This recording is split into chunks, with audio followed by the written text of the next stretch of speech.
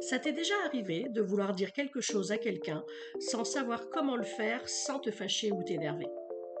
Ou alors peut-être qu'on t'a parlé d'une manière qui t'a blessé sans que l'autre ne s'en rende compte? Aujourd'hui, on va découvrir comment la communication non violente, qu'on appelle aussi la CNV, peut t'aider à exprimer ce que tu ressens de façon calme et respectueuse sans blesser l'autre. Bienvenue sur Kinéline, l'émission qui t'aide à mieux comprendre tes émotions et à apprendre à communiquer avec respect et bienveillance. Je suis Céline, kinésiologue, et aujourd'hui je vais te donner des clés pour communiquer sans blesser, que ce soit avec tes amis, ta famille ou même dans les moments difficiles. Alors la communication non violente, c'est quoi exactement? La communication non violente, ou la CNV, c'est une méthode de communication qui permet d'exprimer ce que tu ressens et de comprendre les besoins des autres sans entrer en conflit. Avec la CNV, tu peux mieux gérer les situations de conflit, éviter les malentendus et surtout faire en sorte que tout le monde se sente écouté et respecté. Alors la communication non violente repose sur 4 étapes simples. C'est un peu comme un guide pour que tu puisses mieux t'exprimer et écouter l'autre. Et ça, c'est une méthode que tu peux utiliser avec tes amis, tes parents ou même au collège, au lycée. Alors voilà les 4 étapes de la communication non violente. La première étape, c'est observer sans juger. Alors, dans cette étape, il faut que tu regardes la situation sans jugement. Ça veut dire que tu décris ce qui s'est passé sans accuser l'autre. Ça aide à commencer la discussion sans que l'autre se sente attaqué. L'idée, c'est d'être objectif. Par exemple, plutôt que de dire ouais, mais tu fais toujours ça, tu m'ignores tout le temps, tu pourrais dire tiens, je remarque que parfois tu m'ignores. Ça, c'est factuel, c'est l'observation de la situation. Imagine que quelqu'un te reproche directement tu ne m'écoutes jamais. Ça te mettrait sur la défensive, non? Alors que quand tu décris simplement les faits, tu laisses de la place pour une discussion plus calme. Donc, une fois que tu as exprimé ce que tu as observé dans la situation, on va voir comment tu peux parler de ce que tu ressens. Donc, la deuxième étape, c'est d'exprimer tes émotions. C'est d'exprimer clairement ce que tu ressens face à la situation sans accuser l'autre. Donc, tu vas utiliser des phrases qui commencent par je, pour que ce soit ton ressenti qui soit au centre de la conversation et non pas une accusation. Par exemple, au lieu de dire ah, tu m'énerves, tu peux dire je me sens énervé quand, et tu termines ta phrase. Si quelqu'un te disait tu m'énerves, tu te sentirais sûrement attaqué, non? Mais si cette personne te disait je me sens énervé quand tu réponds pas à mes messages, peut-être que tu aurais plus envie d'écouter. Donc dire ce que tu ressens, ça aide à éviter les conflits. Donc après avoir exprimé ton émotion, voilà comment identifier ce dont maintenant tu as besoin. Et ça, c'est la troisième étape, identifier tes besoins. Donc tu as décrit la situation, tu as dit ce que tu ressentais. Maintenant, il est important d'expliquer pourquoi tu te sens comme ça.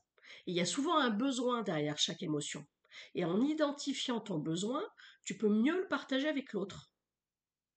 Donc par exemple, au lieu de dire simplement je suis énervé quand tu ne réponds pas à mes messages, par exemple, tu pourrais dire j'ai besoin que tu répondes à mon message, même avec un emoji ou un pouce levé, juste pour dire que tu as vu mon message. Si quelqu'un te disait ce dont il a vraiment besoin, ça serait peut-être plus facile pour toi de comprendre ce qui ne va pas, non?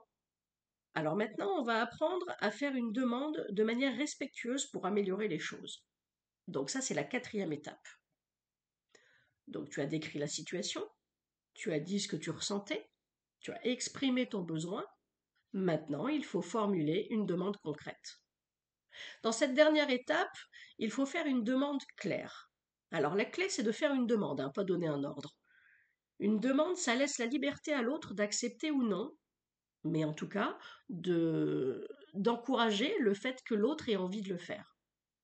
Donc au lieu de dire j'aimerais bien que tu répondes à mes messages tout de suite, tu pourrais peut-être dire est-ce que quand tu vois mon message, t'accepterais de juste répondre par un pouce levé, juste pour que je sache que tu l'as lu? Et si t'as pas le temps, tu réponds plus tard. Imagine si l'autre te disait Tu me réponds dès que tu as vu mon message. Tu pourrais te sentir obligé, non? Donc une demande respectueuse permet à l'autre de se sentir libre de coopérer. Alors pourquoi il est important de communiquer sans violence? Eh bien, la communication non violente, elle est super importante parce qu'elle permet d'éviter les disputes et les incompréhensions. Quand tu exprimes clairement ce que tu ressens sans accuser, tu donnes à l'autre la possibilité de t'écouter vraiment. Et en écoutant les besoins des autres, tu crées des relations plus fortes, basées sur la bienveillance et le respect. Alors on va voir, si tu veux bien, des exemples concrets où la communication non violente peut vraiment faire la différence. On va prendre un premier exemple. Tu as organisé une soirée, ton meilleur ami ou ta meilleure amie n'est pas venu et sans te prévenir. Première étape, observation. Je remarque que tu n'es pas venu à ma soirée samedi et que tu ne m'as pas prévenu. Deuxième étape, décris ton émotion. Je me suis sentie délaissée et déçue quand je ne t'ai pas vu. Troisième étape, exprimer ton besoin. J'ai besoin de savoir que je peux compter sur toi, surtout quand c'est quelque chose d'important pour moi. Et la quatrième étape, la demande. Est-ce que la prochaine fois, tu pourrais me prévenir si tu ne peux pas venir?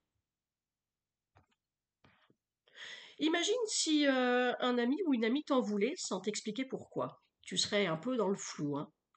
Mais s'il t'expliquait clairement ce qu'il a ressenti, et s'il te demandait d'améliorer la situation, ça serait peut-être plus facile à comprendre et à résoudre, non?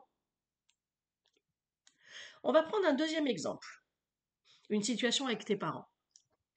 Imagine que tes parents te reprochent de passer trop de temps sur ton téléphone.